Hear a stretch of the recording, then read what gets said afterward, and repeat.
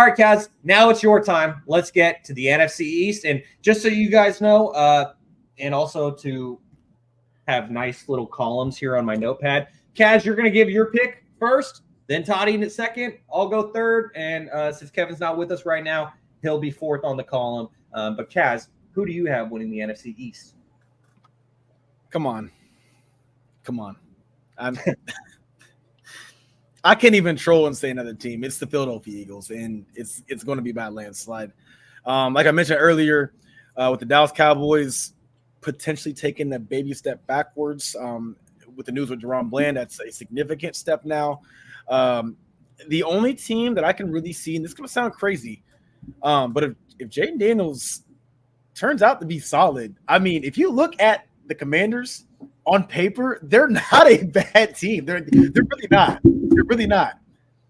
They're really not. So they won't be able to compete with the Eagles. But what I will say is this: I would not be surprised if the Commanders somehow take that second spot in the division. I'm dead serious. I hope for it, but I'm not just saying this out of hope. I really could see it happening, like, logically. So Philadelphia should win that division. I don't really need to go into super deep detail, but we're probably going to have one of the best, if not the best, offense in the league as long as everybody stays healthy. We're still going to have a top offensive line, I would say, from 2 to 4 offensive line this year. Even losing Jason Kelce, I think that Cam Jurgens is going to fit in just fine. He's been learning under one of the greatest centers of all time since he's been in the league. I mean, that's how you do it. Still got Lane Johnson on that line, Jordan Mailata, a top 5 tight end, Dallas Goedert. You know, the receiving core, obviously, with the addition of Jahan Dotson, A.J. Brown, number 1, Devonta Smith, also number 1, because he ain't no number 2. And then you have Jalen Hurts, who has already been to the Super Bowl. He's already been a front runner for a good chunk of the season for MVP before getting hurt that Super Bowl year. This team is well-oiled and ready to go on offense. As for defense, some changes, and we all know how it is when a defense loses guys. Like we lost Hassan Reddick, even though he didn't have as crazy of a season as he did in 2022. Losing a guy as valuable as Hassan Reddick is massive. Yeah, we got Bryce Huff. Yeah, we got Josh Sweat on the other side, and we still got Jalen Carter. But you take away a guy like Hassan Reddick, who for sure is going to get to the quarterback over and over and over again, constant pressures or constant hits and sacks. That's a huge hit to the line. A new defensive coordinator, Darius Slay, another year older, and that's my guy.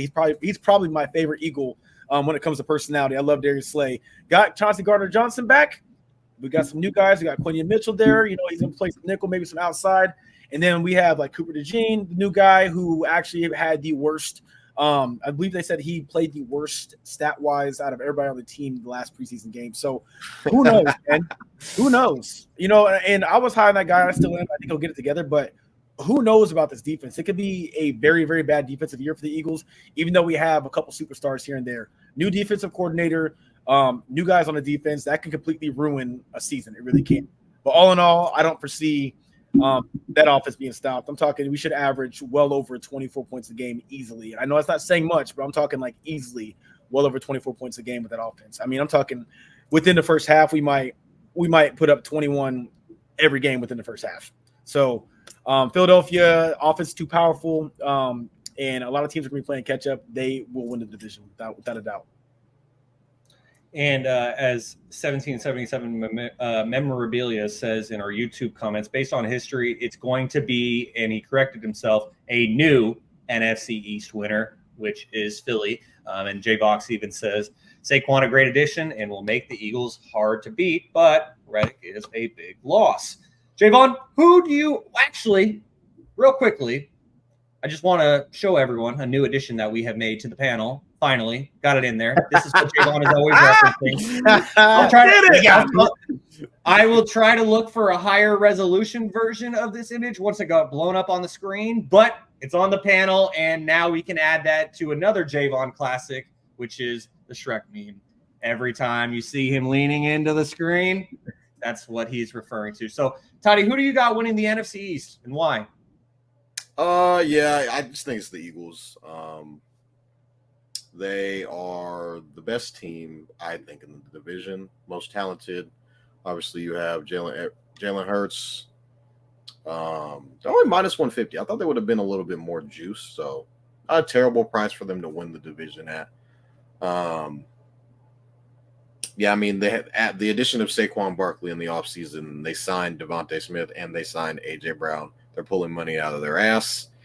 They have Jalen Hurts committed to a long-term deal.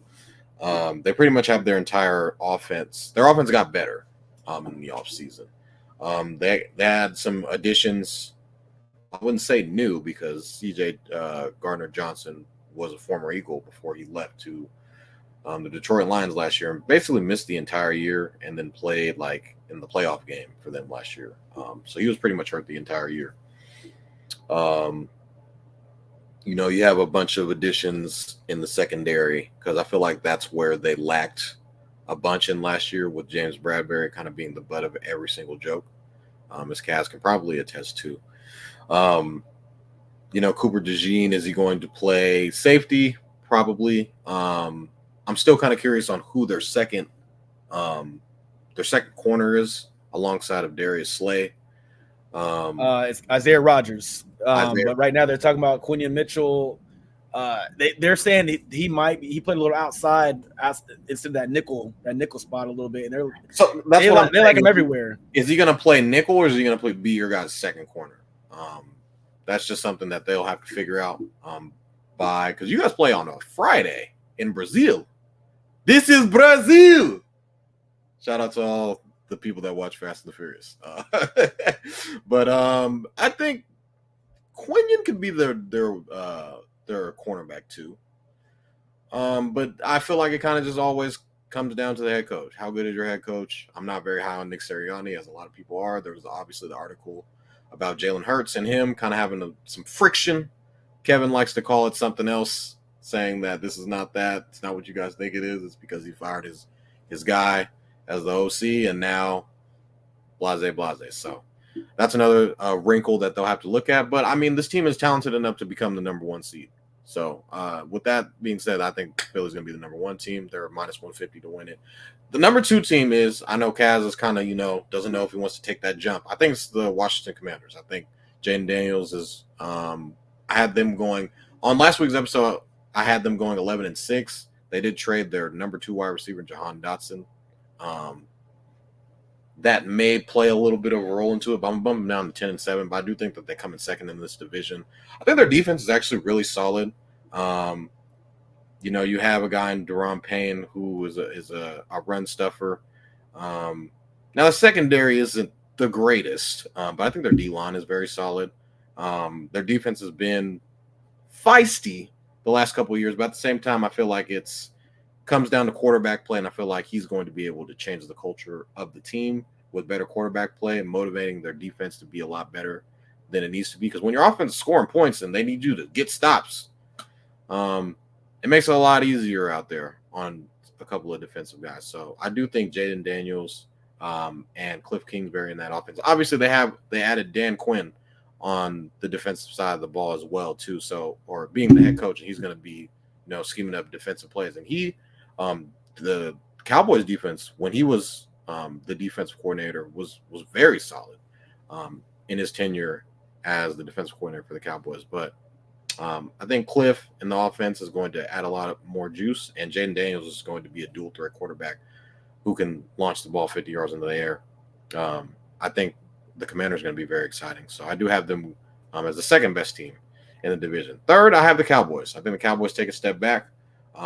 Jerry Jones, obviously they signed CeeDee Lamb earlier today. He said he was going all in. Don't know what all in means, but I feel like the Cowboys got worse. They lose their defensive coordinator. Now they do have Mike Zimmer as the defensive coordinator, who is a very great defensive mind, in my opinion. You lost Deron Bland. I get it. Last year, he led the league in interceptions. You have Trayvon Diggs coming off of an ACL injury, as I already mentioned earlier. Dak Prescott. The lack of weapons in this offense is going to be a little bit of alarming because CeeDee Lamb is a top 5-ish, 6, 7, 5 receiver in the league. He's getting paid. He's second highest paid. So, I mean, the Cowboys think he's top 5 wide receiver. That's a debate for another day. But it's like outside of him, where is the production going to come from? It's going to come from Ezekiel Elliott? sure about that. I mean, I don't know how this offense is going to be able to score points. This is kind of me going back to last year when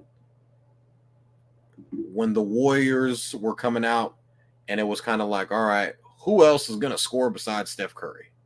Now, I'm not comparing CeeDee Lamb and Steph Curry, but it's like, besides CeeDee Lamb, who is going to be able to produce for this offense? I don't see it, so I do think the Cowboys take a step back, and them boys are coming in third. And last but not least, I think it's going to be the New York Giants. I mean, I just think there's a lot that they need. Daniel Jones previewed what he's going to look like in the preseason. He was in mid form already, he was throwing picks in the preseason. He was throwing pick sixes in the preseason. He's in mid form already. I think they're just trying to kind of just roll with the punches this year and trying to just get through it. This is, I think, the new GM. I forget what the new GM's name is, but he came from Buffalo. This is his first year, so it's kind of like, all right, Daniel Jones isn't really my guy, so we're kind of just trying to. We're paying him $40 million, so like, what do you want me to do? It's like, this is kind of what it is. I think this is the last. His name is Shaun. Joe Shane. There we go. Joe Shane. Thank you. Yeah, Appreciate that. He's kind of like, all right, this is kind of, we got to roll with this guy. The Mara family decided to pay him, and they let Saquon walk. That was an insane thing to see on Hard Knocks. Very insightful as well to kind of see like the ins and outs of what it looks like, and like him saying that, let us know what offer you kind of come across and try and offer us something. The Giants never offered him anything, and that's kind of what it was. So, yeah, I just think the Giants are just going to be – I think they have a really good coach. I think Daboll's a solid coach. I think he works well with quarterbacks.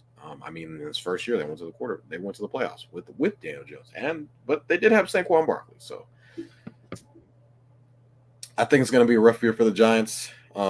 They did get from the Panthers, I am blanking on his name, the pass rusher. Wow. His nickname is Spider-Man. Is it Brian Burns? Brian Burns? Yeah, Brian Burns. They got Burns. Brian Burns, and they have Kayvon Thibodeau on the defensive line. So I feel like their defense probably is going to be solid. But I just don't know how good this offense is going to be with Daniel Jones on the hill. Now, I am not opposed to their weapons. I think Malik Neighbors is a future number one receiver. Jalen Hyatt is a speedster who can be an over-the-top threat. And Isaiah Hodgins has kind of been a guy that's been trying to make something happen in the offense. So, is Daniel Jones going to be able to get these guys the ball? No, is what I believe. So, the Giants are probably going to be one of the worst teams in the league. So, yeah, and as Jaevon said, Giants hit the reset button. Go ahead, Toddy, and finish up. Oh, no, I was going to say, if you guys want to bet the Giants to win the division, they are plus 1,700. If you want to take that bet. If you want to take that bet. If you want to throw your money away, pretty much. 17 to 1 odds. 17 to 1 odds. So I also have gotten all of Kevin's picks, so I'm able to let everyone know who he's got for each division. Wildcard teams. All the picks. Got Kevin's picks. So he's here with us in spirit through the technical difficulties. Back to the NFC West. Kevin had the 49ers winning the division. That's unanimous. I have the Eagles winning the NFC East. As was said earlier, I apologize. Let's see. A 1777 memorabilia said earlier, based on history, it's going to be a new NFC East winner because it flip-flops every single year. It's going to be the Eagles. It's not going to be the Cowboys. Even if the Durs are improved, I don't think it'll be them. Certainly won't be the Giants. Do not bet that 1,700. And so I'm going to go with the Eagles as well. No surprise, Kevin is going with the Eagles to win the NFC East as well. So